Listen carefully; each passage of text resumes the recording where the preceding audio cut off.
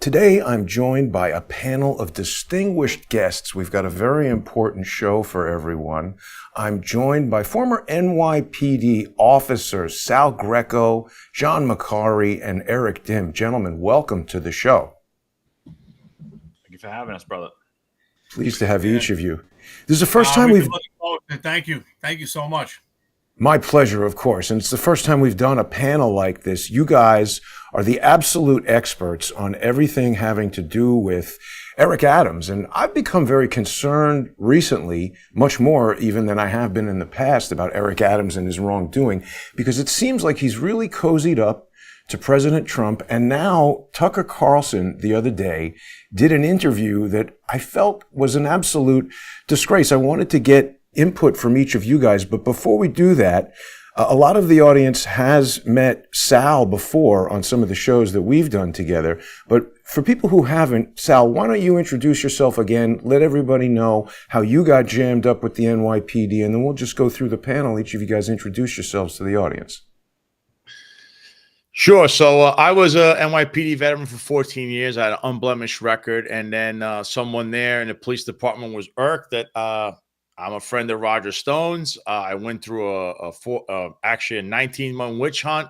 They had a kangaroo court in an internal trial against me, and they said that in the end, I didn't commit any criminal acts. I didn't do anything wrong other than my friend was Roger Stone, and I supported President Trump. I guess it, at that time, was not favored in New York City like now. So I was terminated, wrongfully. And I sued the NYPD. We're still in litigation as we speak, somehow, incredibly. And, and along the way, I became very vocal. I'm, almost like a huge advocate for current or retired police officers or LEOs, law enforcement community, anyone that was former or current law enforcement. And along the way, I met the two guys you see on the screen here, with John Macari and Eric Dim. They're both retired NYPD lieutenants. They both had their own stories of how the NYPD did virtually the same thing in another facet with both of them.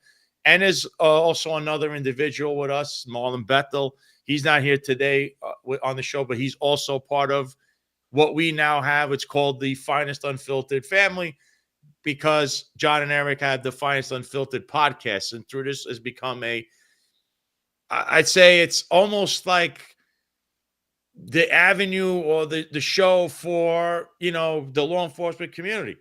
There's people that like to hit back and say, oh, there's small podcasts. It's anything but that. A lot of information that you've seen or heard, whether it's big media figures, people writing about it, they all get it from here. This is the source right here of anything that's going on. New York City Police Department, Eric Adams administration, some other things, some other areas, around the country. But this is the source. It's just people in the mainstream media don't like to credit Eric Dim or John Macari or myself or Marlon Bethel because the editors don't like it.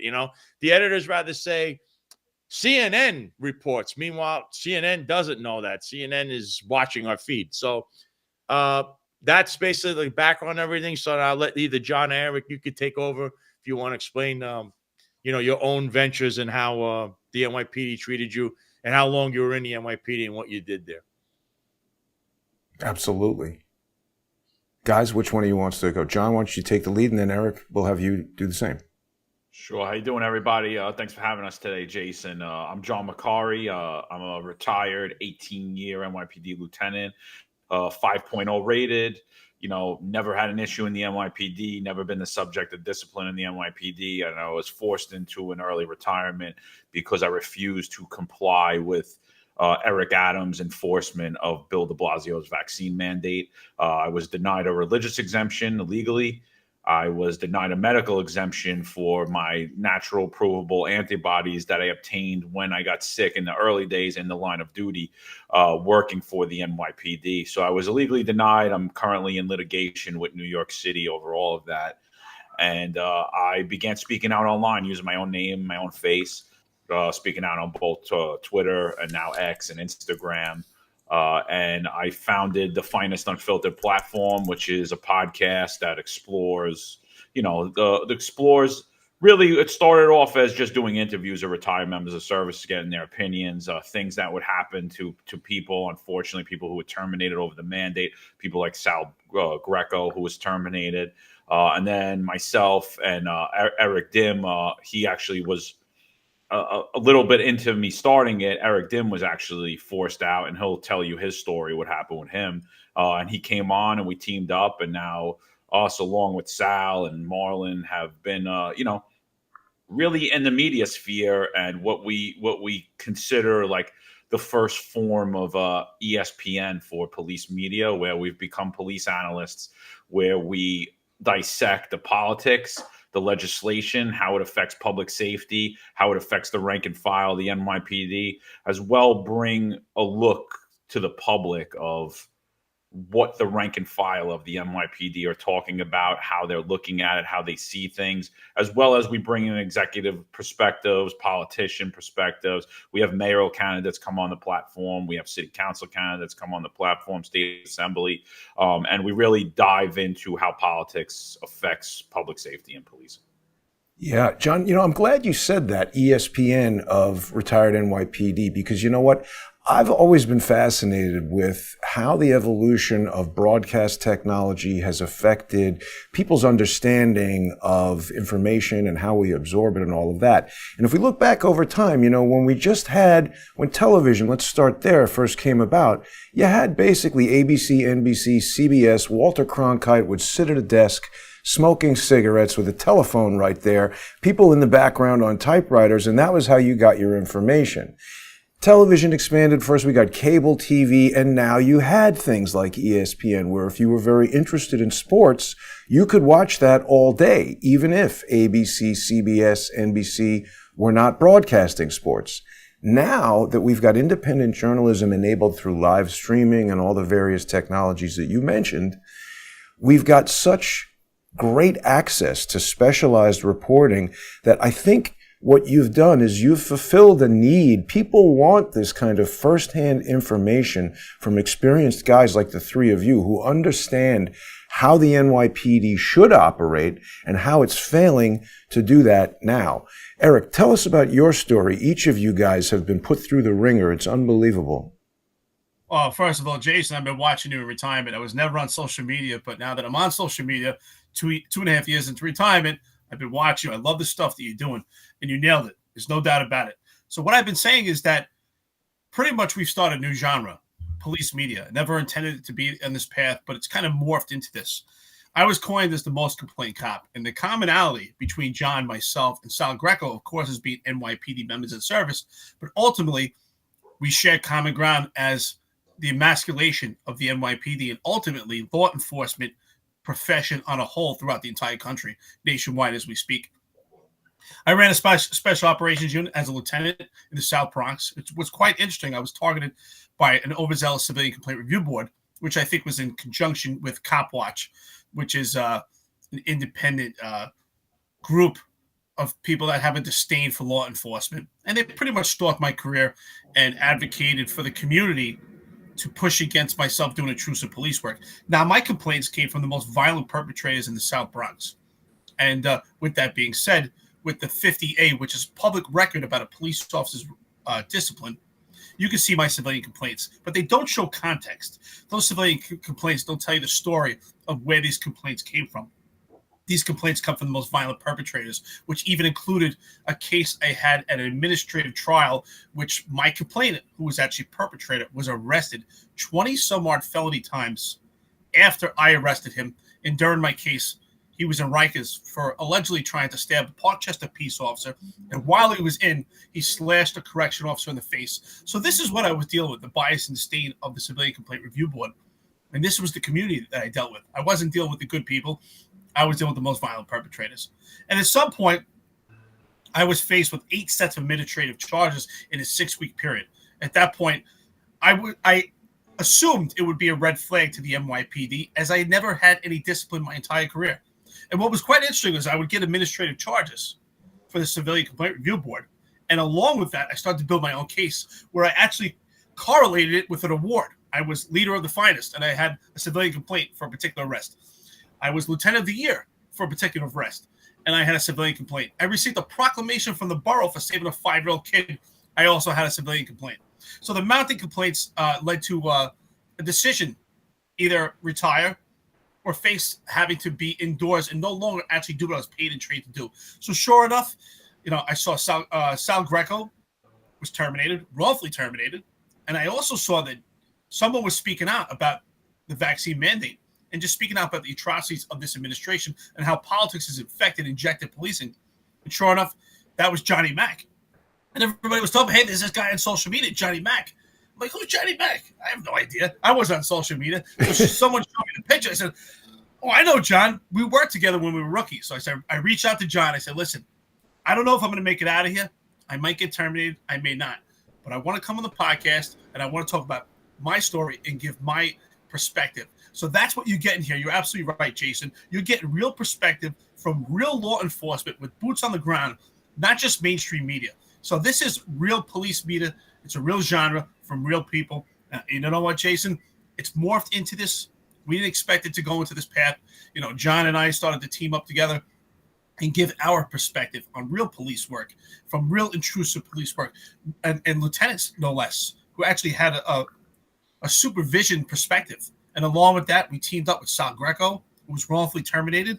He was a political target. And Marlon Bethel, wrongfully terminated for not taking the vaccine. So together we formed this family, and we've given our perspective out to the public, and it's really growing. We're growing, and we're building a network throughout this entire country. And I really think we could change not only their profession, but when we talk about community policing, this is real community policing. We've bonded community and policing together. Even better, we actually had Cop Watch on the podcast, and at the end, we were laughing and joking. So that, I always say, opposition meets opportunity, and that's what we have done. And I want to thank John and thank Sal and Marlon as we build this family together. And Jason, thank you so much for having us. I appreciate it. I appreciate you guys coming on. And you know what? I've learned so much from watching your podcast. It just, it came across my feed, I guess, just because I have been talking about and concerned with issues having to do with the NYPD. There are some people who see some of the broadcasts that I've done and they think, oh, this guy is anti-cop. That is not the case at all. I do not do crimes. I generally in the past just haven't ever interfaced with the cops at all because I'm just trying to be a law-abiding citizen, make Spider-Man movies, and now, broadcasts on social media. People who watch Crowdsource the Truth know, however, that I have been assaulted by the police. I have been ignored while I'm being assaulted by other people. I've now sued the city of New York and the NYPD and various individuals. So I understand what it's like to be persecuted by the NYPD, and it generally doesn't happen unless you're pointing out things that they are doing in violation of the law, as each of you guys have done.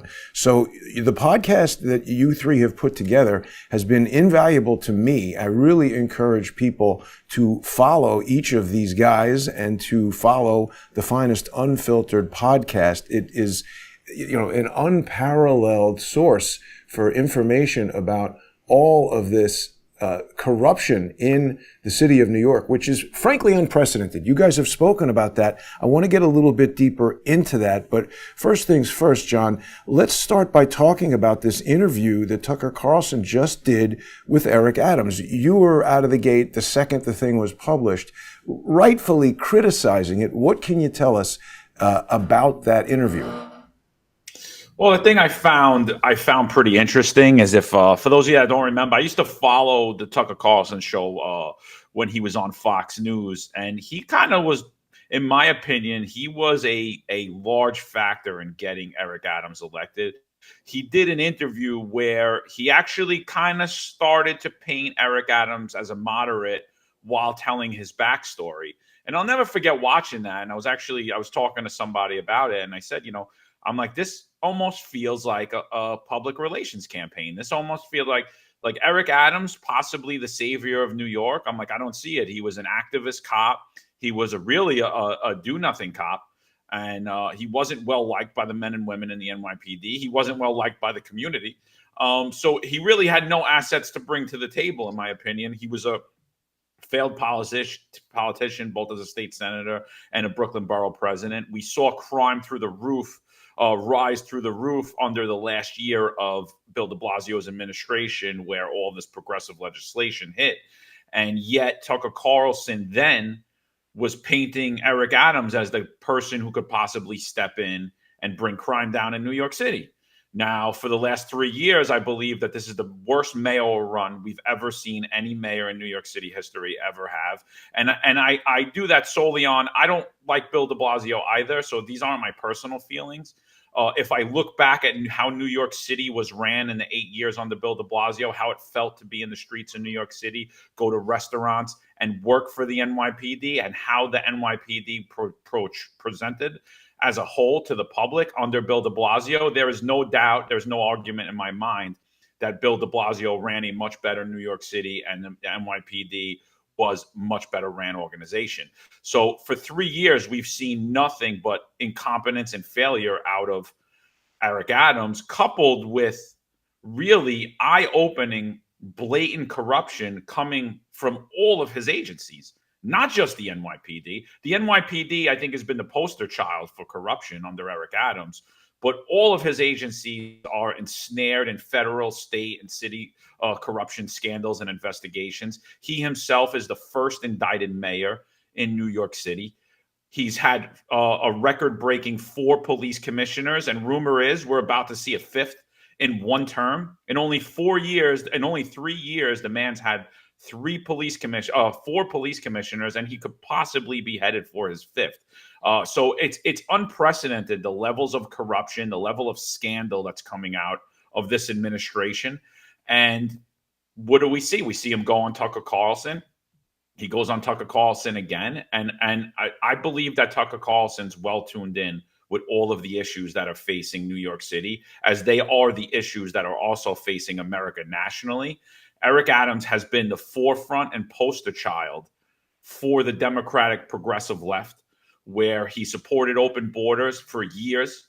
He supported sanctuary city laws. He did not want NYPD to have the ability to work with ICE in any setting.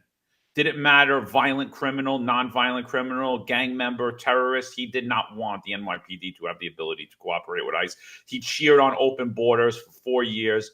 Now, post his indictment, post the Donald Trump victory, next thing you know, he's on Tucker Carlson telling him now he believes that the border should be closed.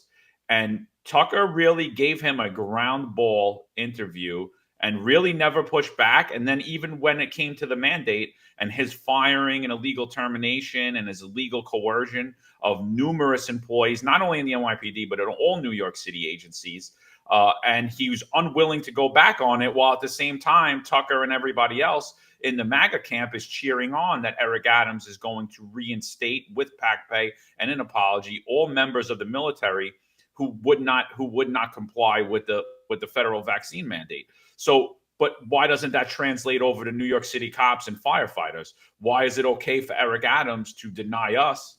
If MAGA supports the actions by President Donald Trump, then why is Tucker Carlson perfectly fine with Eric Adams not having that same mandate? If he's now MAGA, if he's now a common sense moderate, now all of a sudden that him and his friends all got found with their hand in the cookie jar. So I personally believe this was just another public relations campaign by Tucker Carlson, and I honestly think he embarrassed himself and he diminished his entire platform. I agree with you. You know, it's just to add to what you're saying there. It wasn't even just a softball interview or a ground ball. It was almost like Tucker Carlson was prompting Eric Adams at certain times, supporting his arguments. He said that he's read the indictment and it was a joke. Sal, you and I have had a lot of discussions about the fact that and also John and Eric have discussed on the Finest Unfiltered podcast, how there are superseding indictments that we've heard are rumored to be coming.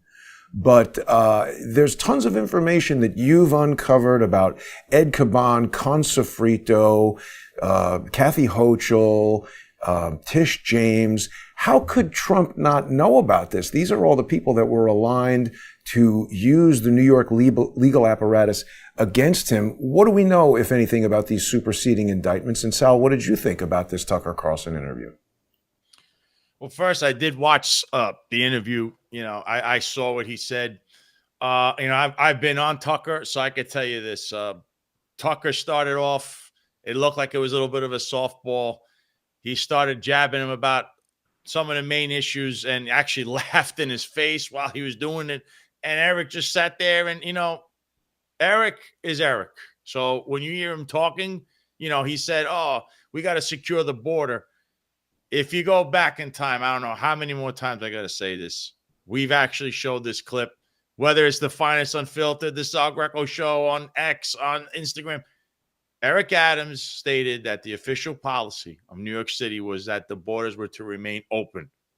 If you really want to do a side-by-side, you could take what Tucker says and ask him, and then, Eric talks, and then the actual truth of what Eric says. Now, mind you, understand that you can change your opinion or policy at any moment, but for 3+ years, all the way until he was indicted, and now all of a sudden he's pivoting and shifting as Eric does, and he knows best.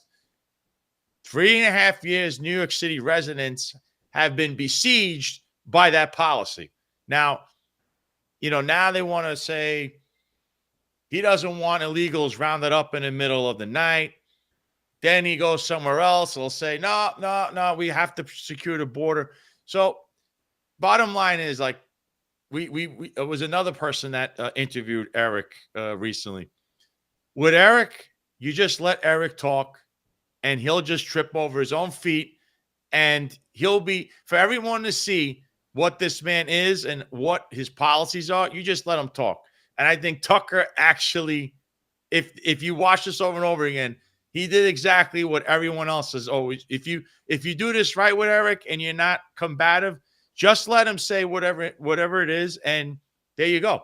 Because I'm sure John here and Eric are going to be doing the side-by-side I'm talking about, and everything he said, you could hear that it's the opposite of what he said just yesterday or the official policy of the last 3.5 years. And the New York City voter will ultimately come to the conclusion that Eric Adams should not be the mayor, whether or not he gets indicted again or superseding indictments. So clearly, I believe politically, what are his chances, especially in a Democratic primary or Republican primary? Because in a Republican primary, he'll face Curtis Sliwa. He may have Jim Walden. And it's a crowded Democratic field. I don't know how he survives any of this. If he's seeking a clemency or pardon, that's different than saying, is he trying to still remain mayor and remain in power? But I think Tucker did exactly what everyone's done with this guy. If you let him talk, he'll hang himself. Basically, that's what he's going to do. And as far as what he's done in the police department, it's like John just told you. The rumor now is, well, not even a rumor. It's huge chatter, starting with what I posted yesterday about Jessica Tisch.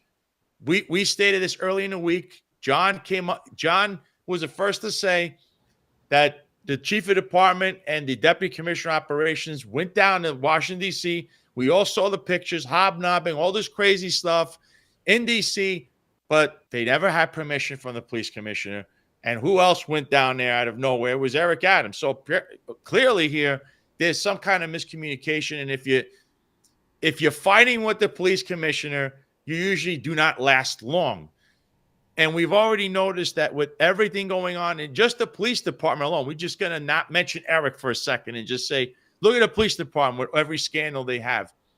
There's no modifications or suspensions of anyone that is in charge, which Eric Dim will tell you. He always says he believes every chief has been compromised. None of these chiefs, none of them, have been modified, suspended, except for Jeffrey Madry, which was a must. They also modified a chief in his office, and he's just a gopher. He's not even a guy who could say or do anything. It's really Jeffrey Madry. So all these high-ranking people are still on the job. They still have power. So she's not doing anything. She is just sitting there just like this and running around saying, I'm the police commissioner. She's $1 billion puppet. Her family has money. She's being embarrassed nationally. Everyone could see this. It doesn't matter how much you throw puff pieces out, Daily Mail, New York Post, Ray Kelly's goons, who John Macari also exclusively exposed that it's a former chief for Ray Kelly that's somehow a consultant for her, which means the city is paying for a consultant to consult Jessica Tisch. She doesn't know how to be a police commissioner. She was never a true leader. She was always just happy to go along and get along when she worked in the police department. She's not a cop. How can you put this woman as police commissioner? I'll tell you how. She is told what to do. Everyone who's been in that position is a lapdog, not just for Eric Adams, but for Kaz Dodry, who's really running the police department. And the move that you saw over the last week, they went to D.C. Who knows who paid for it? Was it taxpayers? Apparently, they were going lights and sirens all around Washington, D.C. They had a civilian in the car. They had Eric Adams' brother in the car. And Jessica Tisch, who's the police commissioner, had no idea what's going on and had no say. So now wait a minute, Sal. Civilian? Hang on. Was that civilian our friend, the Muppet, or somebody else? Oh, no. Apparently, he wasn't there. Okay. We're talking about the bootlicker. No, he was not there. But there was a woman that is doing fundraising for Brian, what's his name? The brother, Eric Adams' brother, a former cop. They were running around with the police department. That was written by the New York Post. They said, here's his brother in D.C. with this chief fundraiser of his that has ties back to Eric and the police department and maybe even the, in Trump world, MAGA world.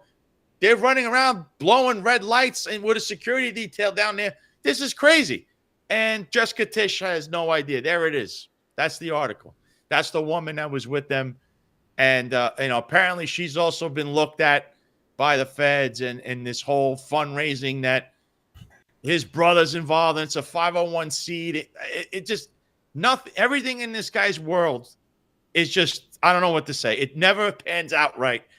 And the fact that Jessica Tisch didn't know about this is coming back around to bite her.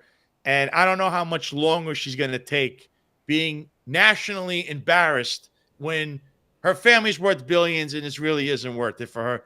And she's not a cop. And I don't know what she was thinking taking this job. Because I know someone else that was offered this job 3 separate times and refused. And I might reveal that name and you'll be amazed to hear who it was. So that is what's going on here. I don't think Tucker touched on it, but this is the backstory with just the police department alone. Just to give you something, John, Eric, myself, Marlon, we're always on the money. I even challenge anyone to try to debunk this. I know the police department is running around this morning telling people, oh, it's all rumors. It's false. It's false. I want to remind you, the police department said the same thing when we said Eddie Caban would be resigning. He resigned within 48 hours of when I said it. It's happening. It's happening. It's guaranteed. They did it within a few days of John Macari saying it. Yeah, you guys. Caban tried to change the date. So you guys have been on the money. It's unbelievable. And like I said, anybody who is interested in really understanding what's going on with the corruption, and I include President Trump in this, anybody who's interested in really understanding what's going on with the corruption needs to be tuning in to you guys, the Finest Unfiltered podcast, and all of your individual X accounts and Rumble accounts and all of the various social media platforms. Rick is with us in the comments here on YouTube, agrees with you, Sal, that Tucker Carlson was actually mocking Eric Adams. So I like it that we've got a little bit of difference of opinion to some extent in the panel. Hopefully that's correct. Eric, fill everybody in. Let us know what your story was, how the NYPD did you wrong, and give us your opinion of the Eric Adams interview on Tucker Carlson. Sure. So something that we talk about in the podcast quite often is sound bites, right? Just like when you look at a police video, we talk about use of force cases, it leaves out a lot of context, and you could create small segments and manipulate perspective and also provide an illusion. So it's my opinion that this was an interview that had a lot of leading questions that can lead to good sound bites to really clean up the idea and give a clean slate for Eric Adams that he's moving into this MAGA Eric. We see a tale of two Erics. There's a pre-indictment Eric Adams and a post-indictment, and I call him Blue MAGA. And what I mean by blue MAGA is he's still blue, he's still woke and progressive, but he's MAGA right now, so he could either get a preemptive pardon or an actual pardon. To me, which is a complete admission of guilt on this point.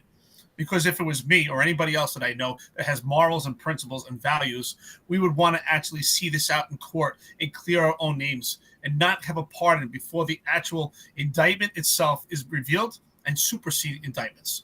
Now, Eric Adams himself has been shrouded with suspicion the majority of his political career.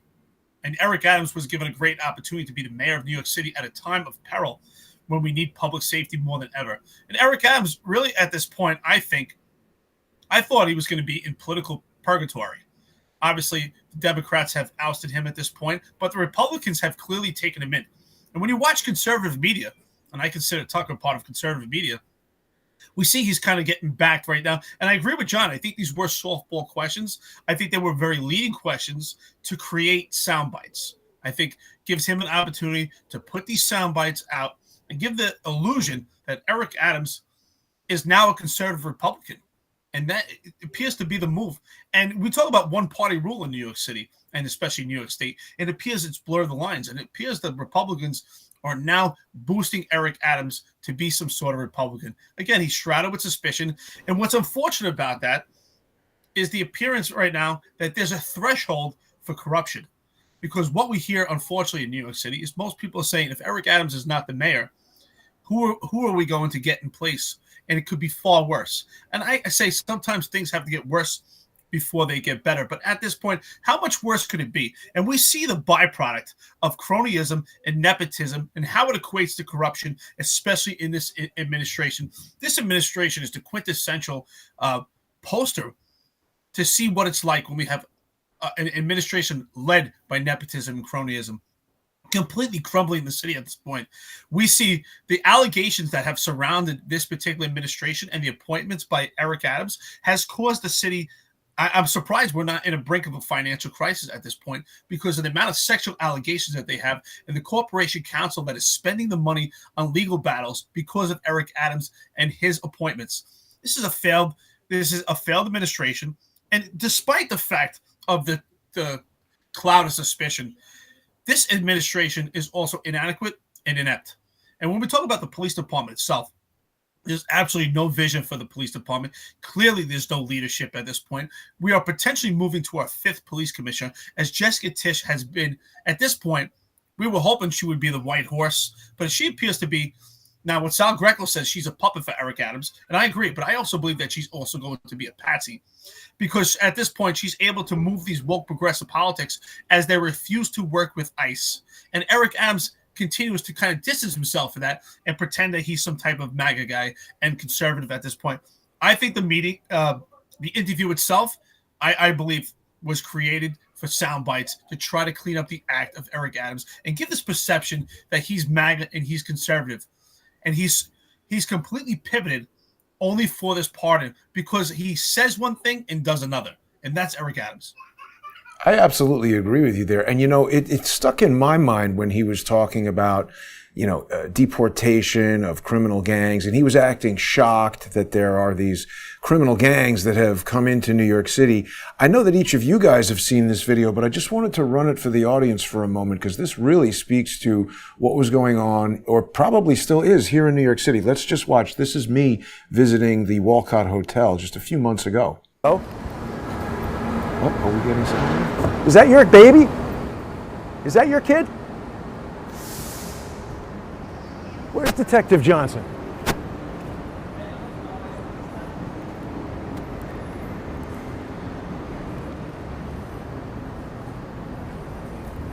It's pretty dangerous coming over here. Looks like we got a lot of gangbangers around.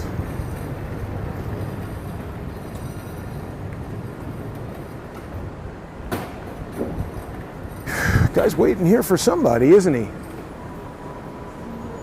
This guy's really waiting. Of the New York City Police Department. Why wouldn't he go back inside if I'm bothering him? He's really waiting for somebody. somebody. Dial 911. Seems to be coordinating with this guy. If this is a non-emergency, such as a noise complaint, you may call. Wait while I transfer your call.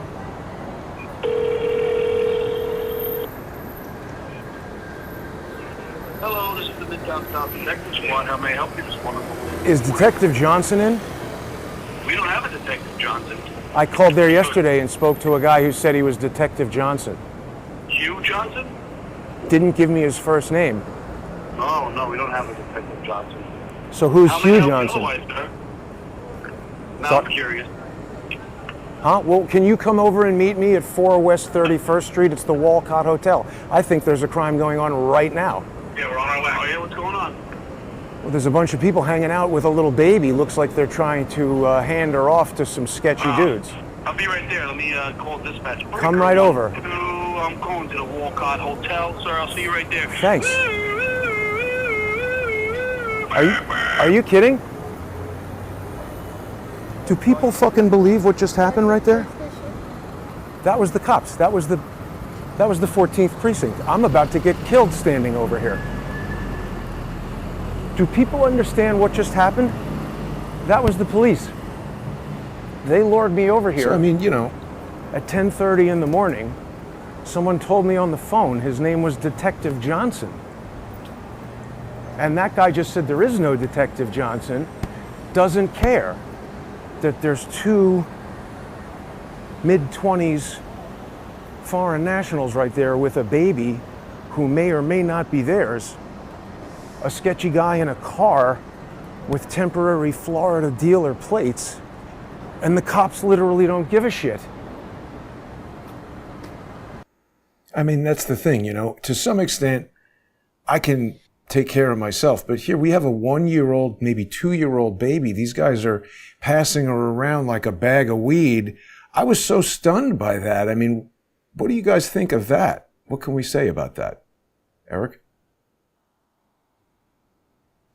Well, unfortunately, the unprofessionalism that was just displayed is disheartening.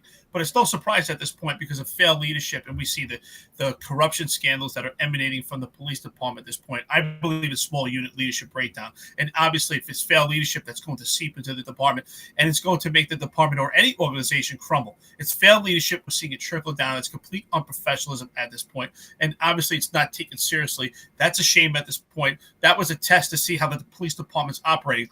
Now, sure enough, watching the podcast, you'll know that myself and John and Sal, Greco, Marlon, Bethel, we're big advocates and we support the rank and file, but we give a fair assessment. And that was completely unprofessional and shouldn't have been handled that manner. Should we have some humor in policing? Of course. But to the point we're trying to humiliate you for making that call, that was absolutely ridiculous, and they're not taken seriously. And it's also my opinion, they're not taking that seriously because you're trying to address a migrant situation, which we know is completely politically infected when it comes to the police department. As far as how do we address migrants, or as we like to refer to them, illegal military age males. And that's what you saw based on your observations. That didn't fit the baseline. And that's a great observation that you're making, not just as a cop, because a cop sees things that some people just don't see. And what you saw was very peculiar, and that didn't fit the baseline. It's not normal behavior to pass around a baby at that point. You know, most of us are fathers and have kids, and we understand that's not normal behavior, especially location. They're not dressed as, according to what the baseline is every reason to believe that they could be illegal military age males. But I'm sure, in my opinion, there's direction that's seeping through the department to not address these situations with illegal military age males. So for that, I apologize on behalf of the police department, because that's not the professionalism that myself and John and Sal emanated when we were working in the police department. But it goes to show you, that's the commonality, the emasculation, the professionalism of the police department. The veterans in the police department that should still be employed are no longer there. The majority. There's still some outliers left there, but unfortunately, they're under the guise and the behest of failed leadership. And there's absolutely, at this point, no leadership. I agree with you. It's really troubling. I mean, when we see honest, forthcoming guys like you getting kicked out of the police, and people who are joking with me on the phone like they're some kind of 14-year-old wise guy and doing a jerky boys call. I mean, everything that you've just said there, Eric, I totally agree with. And the primary concern in that situation is that young baby. We have no idea what happened to her, but also, weren't they risking my life? I was lured there to that area where I believe the NYPD knows that hotel is infiltrated by Tren de Aragua gangs, and they basically told me to go there and left me dangling. I could have easily been shot, stabbed, beaten up, anything. It's Hey, absolutely John, disgusting. Listen, they should have. Honestly, whoever you spoke to on the phone, that whole investigation, they should be immediately suspended from duty, removed their badge and their gun. It's absolutely disgusting. If someone told you to go meet you at 10:30 in the morning outside of this hotel that's well known to be dealing in prostitution, drug dealing, sex trafficking, more than likely child trafficking, I understand your concerns about the baby, and that's overall the concerns about Eric Adams' whole entire program that he welcomed and flourished, and he, spent all of this money to incentivize all of these illegals to come to New York City. And now we see from that Tucker interview, he's completely distancing himself from it.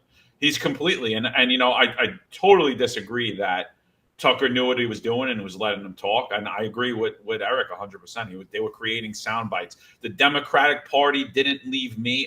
The Democratic Party left me. I didn't leave them. He was the poster child and champion of all of the failed policies. He was the king of the vaccine mandates. He was the king of open borders. He was the king of giving away billions of dollars of taxpayer money. And we have people come on the podcast all the time, and we don't beat anybody up or corner them up either. But we actually bring in the perspective. Well, how do you rectify this, or what do you say to people that say this about you? And none of that was happening. I didn't leave. That was what that interview for. It was exactly for that one soundbite. I didn't leave the Democratic Party. The Democratic Party left me. Yet he was the champion of the far left Democratic Party for 3 years. He touted himself as Joe's favorite mayor, as the Biden of Brooklyn. All of these things, it's completely laughable to watch his image getting cleared up now. And just on another note, like going back to that video, I don't recommend anyone that doesn't have an active NYPD case and an active NYPD detective assigned speaking directly to any detective squads. If you have an issue, you should be calling 911 directly and have a 911 response come there. The unprofessionalism we've seen, Eric's right. I mean, when we see the chief of department getting laid on his couch and doing so while giving away taxpayer-funded overtime, do you really think anybody's being held accountable all the way down? Leadership stems from the top down.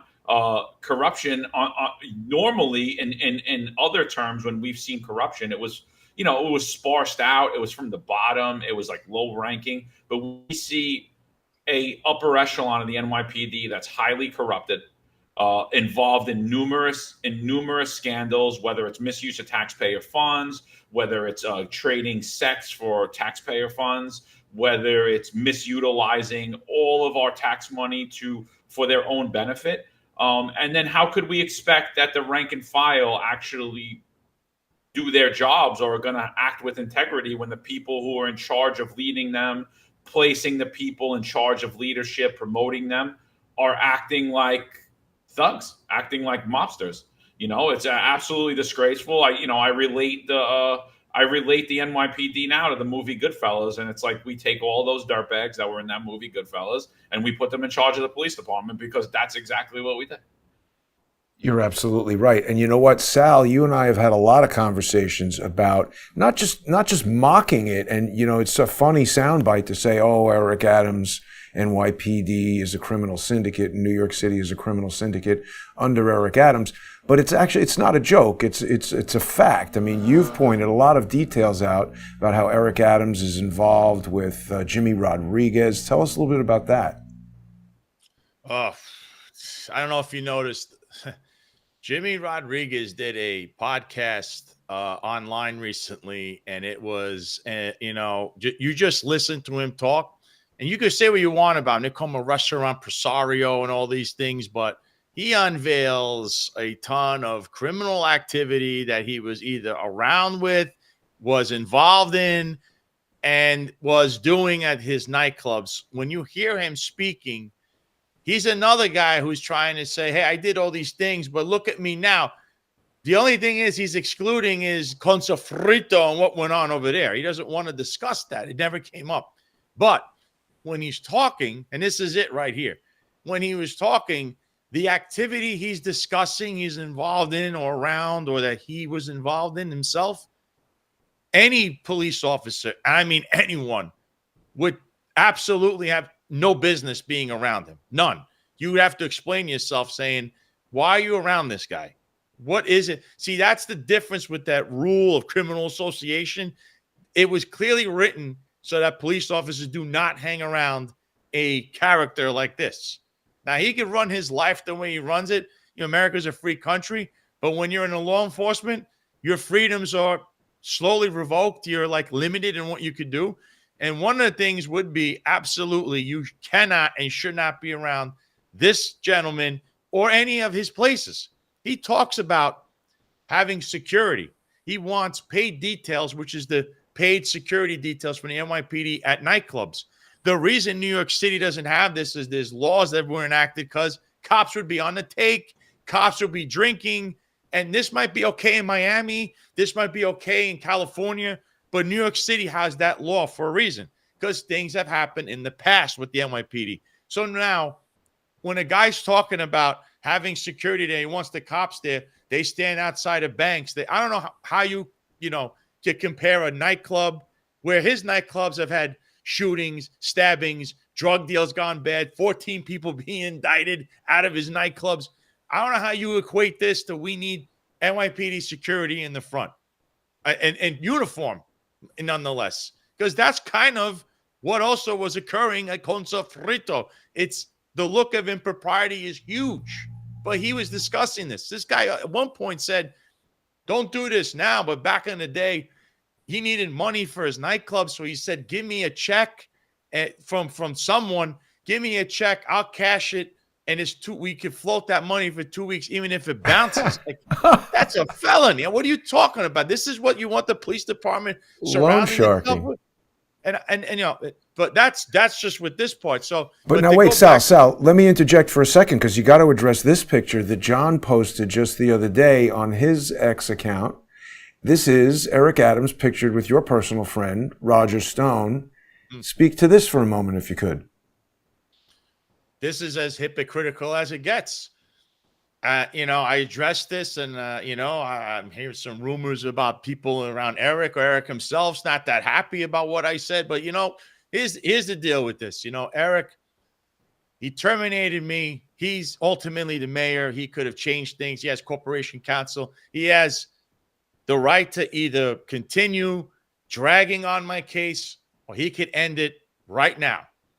Because in all reality, this case is dragged on for years and years and years. Because I believe what was been discussed inside these rooms with all these people is that they want to starve me out, and they hope that I either go away, maybe I blow my brains out, whatever it is. They don't want me around because it's a big voice against them and what they're doing and shining a light on everything. So, he ultimately has the opportunity to change course here, but he did exactly what he said I did, which was something that he wanted to terminate me for. And he's done this over and over again. And he looks exactly the way people are stating. The guy's a hypocrite. And it's also not good in the court of law, bringing a picture of a guy you said, this guy, you can't be around, you can't do anything with him, but yeah, here you are doing it yourself. And unfortunately for him, he's been pictured with so many people like this and with the police department around him. And this isn't guys in uniform. This is all off-duty stuff. This is not, in my opinion, going to play out, and in the opinion of many others, including many legal scholars, not going to play out well in a court of law. So I don't know what the decision is going to be made here, but I could tell you that I move forward. If, either way, I will see my day in court with this guy and his police department. If that's the route he wants to take, it's all up to Eric Adams right now, how we move forward. But in no scenario, how does this guy say, I have every right to terminate this guy, despite the fact that my officers are hanging around Jimmy Rodriguez? Oh, by the way, I'm there with Jimmy myself. I'm there, so he's okaying it. He thinks that's okay. And apparently now it's okay to be with Roger because he's there with Roger, right? So how am I terminated? How do you not make? Is this guy like Italians? What's wrong with this guy? I don't know, but we're gonna find out one way or the other. And I feel sorry, Jason, that call you made, because that was one of the most unprofessional things I've ever seen.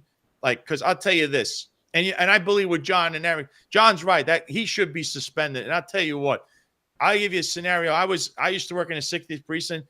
I worked midnights. I used to get a call from a woman, and listen, she's not all there, but she needs your attention she needs attention. She's just lonely, and she would call about the craziest things that they definitely did not happen. Okay, there's not things that could never happen, but me speaking to her even for 40 minutes while I had 1 hour for what's called meal, like your 1 hour break, 40 of those minutes were dedicated to hearing this woman on the phone.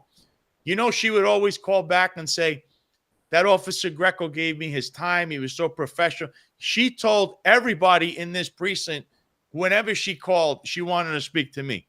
And she said, that's the most professional guy you have. See, that's the way you're supposed to handle it, even if it takes 40 minutes. Because you know what? That's your job. You're a public servant. You should either try to hear people out, solve their problems. You don't try to do that kind of stuff. Oh, let me come down there. But that's how some of these clowns act. I don't know. Detective Johnson already, that was a fake name. So that right there should be that's already a problem. You're not supposed to do that. So, but I feel sorry because if that's what the New York City Police Department has become, I don't know what to say. He should be suspended, and just word to the wise, especially the rank and file. I know it's not them, but be professional. Whether you like someone or not, be professional. That's all we're asking as citizens. Because, Sal, doesn't it go beyond courtesy? Isn't it true that what you're describing, by behaving the professional way that you do on the phone with somebody, doesn't that diffuse situations before they happen? Whereas, yes. I mean, those guys don't know. I could have then gotten into a fight with these Tren de Aragua guys. They could have shot me. Someone else in my position could have shot them. Those guys were just throwing a match on a powder keg by doing that. But let me move the panel into another direction. I want to start, Eric, tell us what you think about, we've got flamboyant lawyer Alex Spiro representing Eric Adams. First thing I want to ask, and I know you guys aren't attorneys, maybe not dialed into the world of high-priced attorneys, but this is Elon Musk's attorney, Alec Baldwin's attorney. I don't know how much the mayor of New York City gets paid. We've heard that the president of the United States gets $400,000 a year. Each of you guys and I have been jammed up and have had to hire attorneys. I think somebody like Alex Spiro could bill you up to $400,000 in a matter of weeks. How the hell is Eric Adams hiring this guy, and what are the implications of Alex Spiro being Eric Adams' attorney? Well, first off, even before this indictment, it was very questionable that Eric Adams actually was being protected, right, as far as his sexual allegations, right, which was something that was over 30 years ago, where Corporation Counsel was actually representing him. I myself, as a New York City police officer in the rank of lieutenant, was involved in a stop, question, and frisk incident where I was not protected. I was found guilty by the Civilian Complaint Review Board, and I actually had to come out of money out of my own pocket. So, which is quite interesting. And now at this point, it's also questionable about Eric Adams when we talk about shrouded in suspicion of where this money is coming from. And of course, we joke around and we use the word, we say, we're going to write a book. John has coined it himself. You got to give him credit, as crumbs. And because that actually came from credible sources, that Tim Pearson, who was close to the chest of Eric Adams, actually indicated that where is his crumbs? Where is his crumbs? Good rumor that we heard from private contracts that has to do with these illegal military-age males, these migrant crisis hotels that you've done a great job of reporting on. And that's what we hear. We hear money that's emanated from these private contracts. There's a lot of questions when it comes to Eric Adams, shrouded with suspicion. I mean, these are unscrupulous people that we hear about when it comes to Eric Adams and his administration. Again, suspicion after suspicion. At some point, we're not just throwing darts at a board, and we have to say, you know what? The appearance of impropriety is not just the appearance anymore. And that's why I say, and I'm glad that Sal brought that up, and I say at this point that every chief that's active in the NYPD is compromised at this point because Sal, Greco, myself, and John are all out of state. Sal's in Florida, John's in Florida, and at this point, I'm in California right now. And yet, they can't see it from one police plaza, but we see the appearance of impropriety from a computer from halfway across the country. So again, it's because that's what's so important, is that we're providing real perspective, because we understand the silver linings of the police department. We have a vast amount of experience. My boots were on the ground for 18 years and 9 months. John was in various different units, which included the liaison from CCRB to Internal Affairs, and I was the most complained cop from CCRB. And Sal Greco had a career of 14 years making DWI arrests and an unblemished record. So we have a vast amount of experience. So we see the impropriety. How do they not see the impropriety that actually stems up to Eric Adams? Eric Adams is responsible for every failure. And that's why I say, let's segue back to that detective. Now, that detective that you spoke on the phone, how could we? You know what? I agree. He should be suspended. But at this point, how could we actually suspend that detective when we have far more worse behavior and unprofessionalism by the chief of department, John Schell, having pissing matches on social media, no signs of being anything of stoic or professional, and yet he hasn't been held accountable. So how could we suspend this detective? Because in my opinion, as unprofessional it was, it's far less egregious than the actions of Chief of Department John Schell, Kaz Daughtry, Tariq Shevin, many other nefarious characters of the upper echelon of the police department who portray this bully-type tactics from the upper echelon of the NYPD. So, of course, the leadership is ultimately responsible for the unprofessionalism that you dealt with on that specific day. But again, to punish him goes back to what I've been saying. Rules for thee and not for me. We see an umbrella of discipline when it comes to the NYPD. But inside that umbrella, there's a three-tiered system. Tier 1 is your nepotism, your upper echelon, where they get certain amenities that other people do not. Tier 2 is your khaki pants, your special operations unit, which is under Kaz Daughtry and John Schell. And they get all types of amenities and blankets of protection. But when you're general population of the NYPD, that's where the rules actually apply to you. And it's a blanket of protection from the upper echelon. Internal affairs at this point can no longer be trusted. They cannot investigate themselves, especially when the corruption is at the top. So this is an epic fail. And where's the failure come from? Your man, Eric Adams. Yeah, I agree. The fish stinks from the head. It certainly does. So, John, the other thing I wanted to ask you guys about is we're hearing a lot about Turkey. We've got these questions about Alex Spiro. Sal had informed me that Alex Spiro joined the board of a Turkish ride-hailing app. This occurred sometime in December after Alex Spiro. This was December 25th that this was reported here with the Gothamist. Doesn't that seem strange to you? Why would this super wealthy lawyer, what the hell does he care about hailing cabs in Istanbul? And isn't that weird that he would join the board of directors of this thing after? I mean, I don't mean to ask you something that we have no possible way of knowing about, but what do you make of this? I mean, it's as strange to me as it is that Eric Adams was, as the Brooklyn Borough president, inside of a Turkish movie where he played a New York City politician that was being bribed by Turkish officials. So it's absolutely just as strange to me as that. Make a little head scratcher there. And Alex Spiro, celebrity attorney. Eric Adams considers himself like the second coming of Frank Sinatra and fancies himself a celebrity. So it doesn't shock me at all that he gets this high-powered, I believe it's $1,000 an hour attorney. And, he has the way he's funding this is he has his own basically fundraising campaign. If you go on the Conflict of Interest Board website, you could actually pull up that fundraising campaign to fundraise for Eric Adams' legal defense. So I mean, and when you look at that and you look at who gave money to that legal defense, and now you see he points a billionaire heiress as his police commissioner. I mean, there's a lot of questions here, man. I got more questions than I have answers. And I just sit here and I'm like scratching my head and I'm like, why are NYPD guys donating to his legal defense fund? Why are high profile attorneys doing that? Why are all of these people donating to his legal defense fund? I mean, for this high-priced powered attorney who, like you said, is shared by Elon Musk, and now they're hobnobbing in the same circles, right? And same thing. It's all very strange to me. All of this appears to be a political strategy to paint Eric Adams as a moderate. Again, Eric Adams fired Sal Greco for being friends or associating with Roger Stone. Yet you just showed a picture of Eric Adams associating with Roger Stone. So it's just not okay when Sal does it, but it's okay when Eric Adams does it. It's okay when John Schell and Kaz Daughtry does it, but it's not okay when Sal does it. So there's a lot here. And I personally believe, I always like to go back to the old phrase, follow the money. Eric Adams is in charge of about $1 trillion, and while he's there, he's useful to a lot of people. He's proven himself again, in my opinion, to be the most incompetent and most corrupt mayor in New York City history, and that's just based upon, his record. His record's absolutely horrible.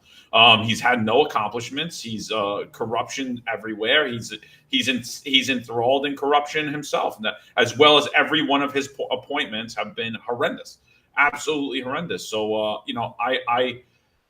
it just leaves me scratching my head. And now the same place that he was supposedly getting bribed by, his lawyer is on the board for this Turkish. It's so weird. It's just another thing. But I'm always just going to say, follow the money. Yeah, it's one of those where there's smoke, there's fire kind of things happening. I don't know if you guys are aware of this, but when I brought my lawsuit, Goodman versus the City of New York, which includes the NYPD, certain specific officers, some unknown individuals who Sal pointed out, one of them hit me with a badge that appears to be a New York Corrections badge. I definitely want to talk to you guys about that some more in the future. We're getting close to the end of our hour here, and this has been an amazing panel. I hope you guys will come back and join me because there's so much more for us to talk about. Anytime. I want to leave you with this little tidbit before we wrap up, because there's more to this Alex Spiro representation of Eric Adams than we might know right now. Next time we get together, I'm going to show you guys an email that I had sent to Quinn Emanuel and some correspondence I had with an associate over there, where they declined to represent Elon Musk, who's also named in Goodman versus the City of New York. I found this very strange. And at the time, I thought they came to that decision because they just considered Jason Goodman to be small potatoes and a waste of their time. And they're just going to get some kind of, nonsense law firm to represent Musk in my, what they would consider petty case. But upon the announcement of Alex Spiro representing Eric Adams, I've now begun to wonder if it wasn't a conflict of interest, and if there's something else going on that they might know about. I want to thank each of my guests, and I want to encourage everybody to follow these guys on all of their social media platforms. Again, I can't thank you guys enough for the information that you've been bringing forward. The Finest Unfiltered.com, The Finest Unfiltered podcast. Guys, just take us out with everybody letting the audience know where they can find you specifically. John, what's the best way for people to reach you? Then we'll go to Sal, then Eric, and then we'll wrap it up. Yeah, I use my own name for everything, John D. Macari. I'm on X, I'm on Instagram. That's where I'm most active. I'm on a few other platforms. Finest Unfiltered, New York's Finest Retired and Unfiltered podcast, as well as the Sal Greco show, could be found at The Finest Unfiltered on YouTube. And Sal Greco still has his own YouTube channel as well, at the Sal Greco. And The Finest Unfiltered is basically everywhere at this point: YouTube, Rumble, Apple, Spotify, anywhere where you could find audio or video podcasts, we're up there. And we're all on Instagram. The Finest Unfiltered also has its own Instagram channel at The Finest Unfiltered. Post a lot of memes, a lot of video clips there, as well as on Twitter, we're at The Finest Cast. So I appreciate you, Jason, for having me on, and thank you for your reporting as always. Thank you. Sal, where's the best place for people to find you? Sure. So you could go on X. It's at The Sal Greco. Same could be said on Instagram, on Truth Social, which is really the audience of one. It's at Head of the Table. And on YouTube, yes, and Rumble, it's at the Sal Greco Show. But as John just explained to you, the Sal Greco Show is on the Finest Unfiltered channel. So on YouTube and Rumble. So you could go to the Finest Unfiltered for my show and the Finest Unfiltered. And there's going to be plenty more where I came from. But people should really pay attention to all three of our feeds and our shows, because we've laid out everything you're seeing, where there's a lot of chatter now, and it's all those, how can this be happening? If you've watched us and, read our feeds, none of this comes as a surprise. None of it. It shouldn't come as a surprise because it was all predicted, expected, and is happening right in front of your eyes. So if you can, guys, you can go, please go to the YouTube, Rumble, subscribe, hit the like button, the share button, all that stuff. Also, Sal Greco shows on any major podcast streaming platforms. You could listen to it if you don't want to watch it. And also go to salgreco.com, where you can also watch the show. And if you feel inclined to, you want to help me out with the production or stuff, because I'm a one-man show trying to put it together. You could contribute, leave a donation there if you feel inclined and want to help out the show. It's always great to come on, Jason. Only now I hope I could always bring back John, Eric, and hopefully Marlon Bethel in the future, so you can really hear what's going on. We try to bring what's called fact-based analysis. That's what I base my show on. That's what John and Eric base their show on. Fact-based analysis. You could try and debunk us instead of trying to say, oh, it's a lie. Well, how is it a lie? Can you disprove what any one of us is saying? Can someone disprove right now that Jessica Tisch does not and has not asked for the terminations of Tanya Kinsella, John Schell, and Kaz Dodry? Because that's what's going on right now at this second. So please, fact-based analysis, Finance Unfiltered. Check it out with the Sal Greco Show. Yeah, and that's what I love about you guys. It's clearly fact-based analysis. Eric, what's the best way for people to find and connect with you? Find me at Eric Dim Cop, of course, on Instagram and also on X. John and I find us together at thefinenestunfiltered.com. Of course, New York's Finest Retired Unfiltered podcast. We do have a website here. Please check us out on social media. Been retired now since September of 2022. This has been an amazing path. Connect with us on social media. John, myself, and Sal and Marlon, we've been real confidants for rank and file, not just in the NYPD, but nationwide. And a lot of civilians also really look to John, myself, and Sal and Marlon for advice. And so, just particular conversations about police work and our perspective and how politics has affected it. It's really morphed into different levels. It's, I always say, let's not build walls, but let's open doors. So we've now opened doors to each other and built this network. I just want to say this also. Today's my birthday, and it's awesome to be having this round table today. I've been looking forward to it, and it's great. As I'm doing the podcast, my son slipped me a card that says, happy birthday. And he said 45 is old. So, that's what I want to say. Like, I enjoy doing this podcast. And Jason, I've been looking forward to it. I mean, Sal has been talking about you all the time. Like, we got to get on Jason's show, and this has been awesome. And I want to just tell you, I just want to ask you if you could do me a favor, because the theme also has really been exposing hypocrisy. We talk about this tiered system. I put up a picture on social media, side-by-side picture of Sal Greco and a picture with Roger Stone, and also a picture with Adams and Roger Stone. And the question is criminal association, ? And with Adams, is this not criminal association? Just to show the hypocrisy of why Sal Greco was wrongfully terminated. Just the one many aspects. Sal Greco represents every cop that has been wrongfully terminated. John represents every cop that has stood up on moral principle. Marlon Bethel has represented every cop that was willing to challenge unlawful authority. And myself represents the cops that are out there doing intrusive police work, really keeping public safety. So I want to thank everyone that's out there doing police work. Please keep it professional. Do not allow this leadership at this point in this appearance of impropriety with this administration cloud your judgment. Represent the department well, because this legacy will not last forever, but your legacy will. So, Jason, thank you so much for having us. I appreciate it. I appreciate your audience. I hope they jump on and watch New York's Finest Unfiltered podcast, watch our channel, watch the Sal Greco show. We're looking to build the network. More to come. It's police media. It's a new genre. And, of course, I want to thank my brother Sal and John and Jason. It's been nothing but a pleasure, and I hope we could do more. Absolutely, Eric, and happy birthday to you. The one thing I'll correct is your young son is incorrect. 45 is not old. I'm way older. But thanks to each of you guys for coming on the show today. It's been wonderful, and I do hope we'll have you guys back. I want to remind everybody that they can sponsor Crowdsource the Truth by going to odyssey.com/@crowdsourcethetruth, crowdsourcethetruth.substack.com, and subscribestar.com, and patreon.com/crowdsourcethetruth. Thanks, everybody, for tuning in. Thanks to you, brave gentlemen, for standing up.